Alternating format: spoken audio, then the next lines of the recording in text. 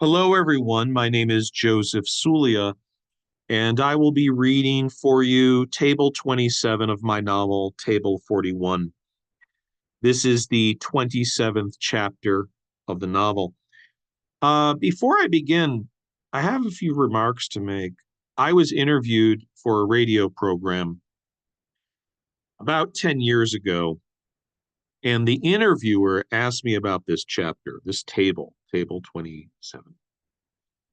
And he drew a comparison between a film by Darren Aronofsky called The Fountain and what I had written. Now, I hadn't seen the film at the time, and I still have not seen this film, and I have no desire to do so. I do not like the films of Darren Aronofsky. My only familiarity with his cinema is Mother, exclamation mark, and Requiem for a Dream. I don't think I've seen another film by Darren Aronofsky. Perhaps I have, but I don't remember doing so. I actually liked Mother very much, although it was rather simplistic, but it was an allegory. I didn't like Requiem for a Dream. So I haven't seen The Fountain. Even today, I still have not seen The Fountain. And again, I have no desire to do so. But one thing I do want to say before I begin my reading is that the interviewer claimed that in this film, milk emanates from a tree. Um, that doesn't actually happen in Table 27. As you'll hear, if you haven't read the book yet, milk actually germinates from a hole in a parking lot. So I'm not saying that there are no points of coincidence or congruence between what I've done in Table 27 and what Darren Aronofsky apparently did in his film, The Fountain. Perhaps there are, but it doesn't really seem as if my work is resemblant at all to what he did in his film. And that cheers me because perhaps the worst insult that one could level against me would be that something that I've created is similar to something that Darren Aronofsky has created. Although, to be fair, again, I did like his film Mother. Anyway, let me just read. And if you've seen the film The Fountain, and you think that what I've written in this table 27 of table 41, is similar, fine. Fine. I mean, these things happen. I can think of other instances in which something that I've created is similar to something that someone else has created. This is, it's quite common, but I certainly didn't derive anything in this chapter from a film that I've never seen. But anyway, let me just read this out loud and you can draw your own conclusions. Table 27. You are undertaking a pilgrimage through the city of Chicago, your mind recording each sight that you perceive. Much as a Parisian in the mid-19th century wandered through a city racked with an R, racked with a W, and wrecked by revolution.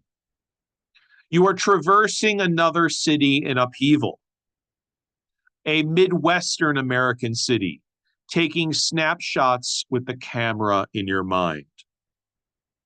One block from the Clark Street and North Avenue intersection, rivulets of milk are running towards your feet, lassoing your feet, dampening your shoes, deluging milk, a deluge of milk.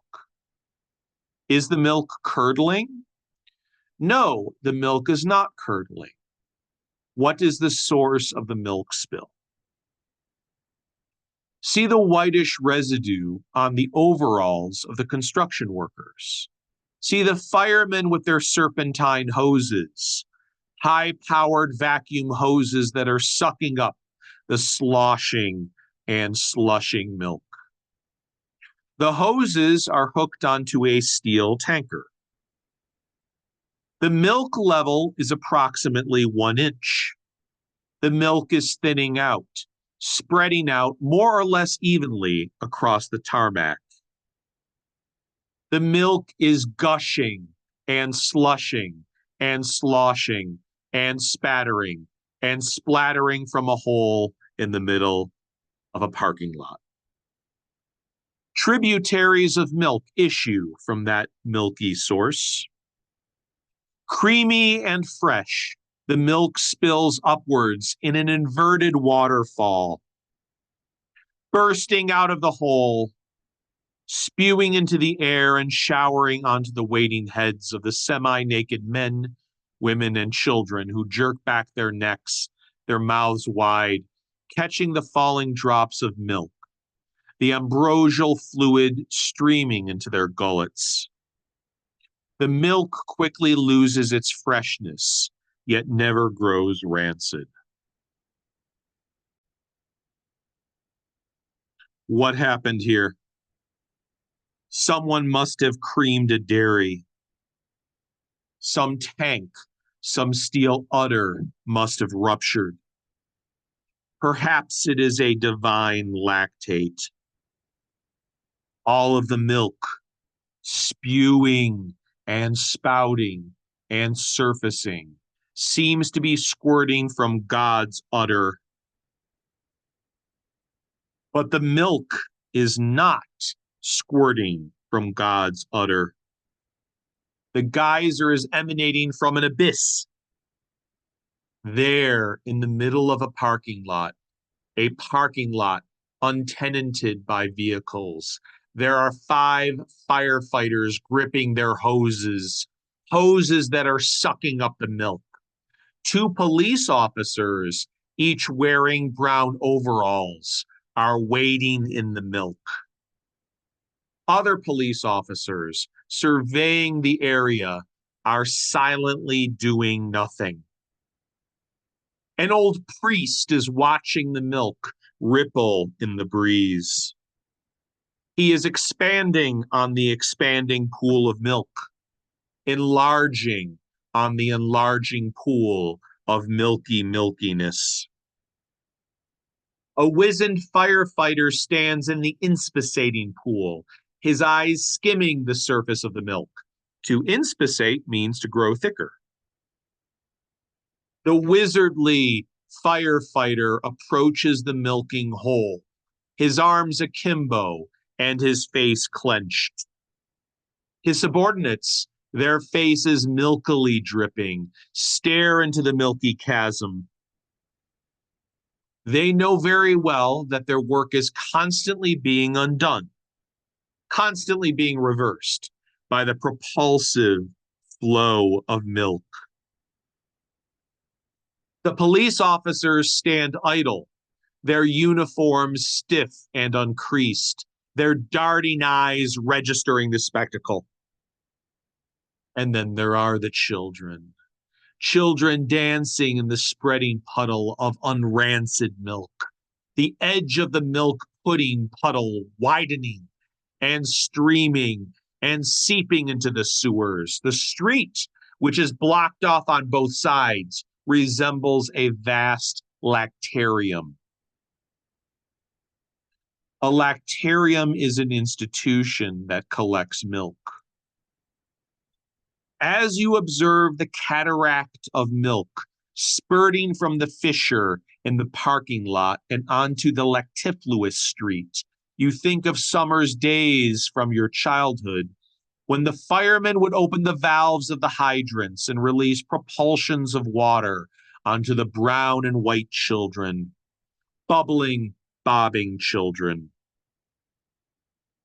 Lactifluous means flowing with milk. The children are playing in the milk, plashing and splashing about, their arms flapping like porpoise flippers, flopping about like slippery haddock, squirming on the deck of a fishing schooner, squirmy and slickened with milk grease.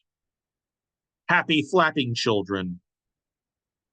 One of the firefighters crowbars open a sewer grate, while the others, pushing squeegees and brooms, brush and squeegee the milk into the sewer.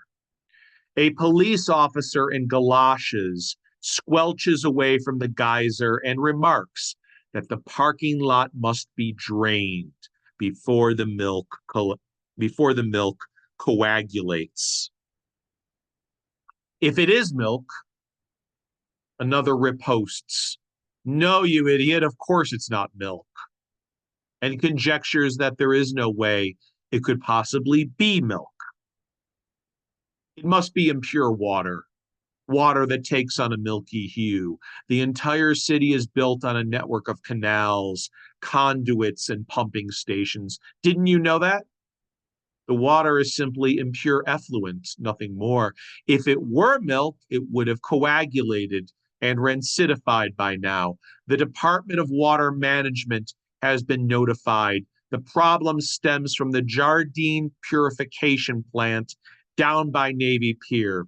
Some kind of malfunction, or maybe one duct intersected with another duct, one water course intersected with another water course, one for the waste and the other for the purified water, both mingled, which means that the water in everyone's shower probably looks like milk right now.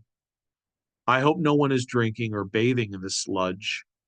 Lawsuits will be filed against the city for sure. The lacteous flow never stops flowing out of the lactescent hole. Let me say that again. The lacteous flow never stops flowing out of the lactescent hole. Lacteous means milky. Lactescent means productive of milk. All around you is a cream world of delights. Everything, the parking lot, the pavement, the street, is emulsified. Shrouded in creamy whiteness, the firefighters are struggling against the eddies of unwarm milk. The children are playing in the unwarm milk. You turn around and see a woman with red hair kneeling on the pavement. She clutches a black rosary in her hands. She is enshrouded in a blue dress and has green feline eyes. Her blue dress is bedraggled in the flood. She responds to the milk, if that is what it is, with reverence. The children respond to the milk, if that is what it is, with jubilation. The firefighters respond to the milk, if that is what it is, with seriousness. You recognize that the firefighters, the children, and the praying woman are drawn to the milky white substance that ceaselessly issues from the lactiferous center of the milky bower. Lactiferous means milk forming and milk conveying. Milk streams, whitish milk fish, swimming in yellowing and putrid milk.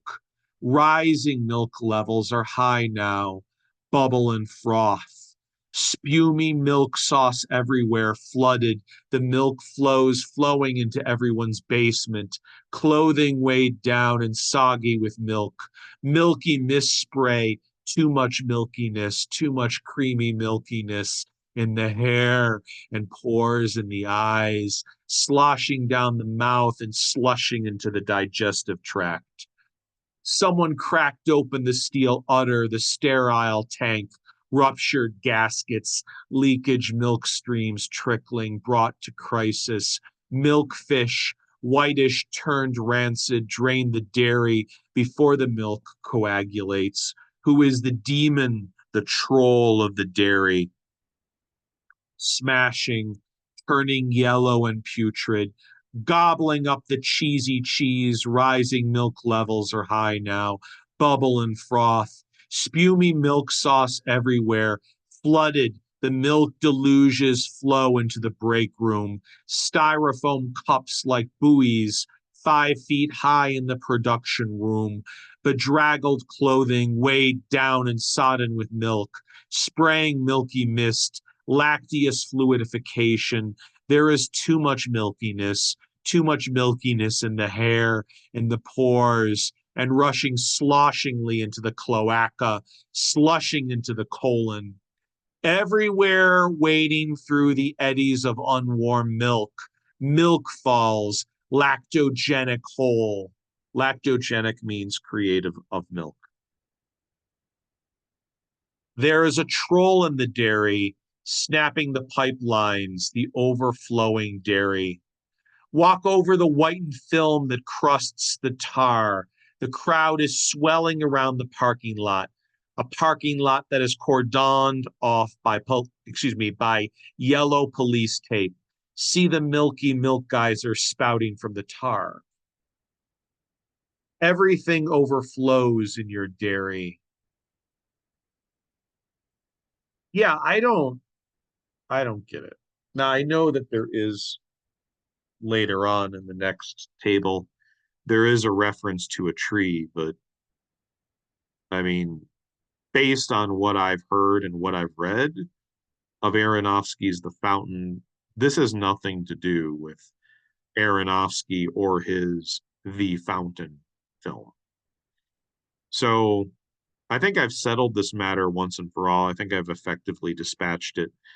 I suppose I can go further and watch the film, but there are some forms of misery to which I refuse to subject myself. So I'm not going to undergo the torture of watching another Darren Aronofsky film. So that will not happen unless I'm in a Clockwork Orange kind of situation. Hope I never am. So, yes, thank you. Thank you very much. I hope that you'll read the novel.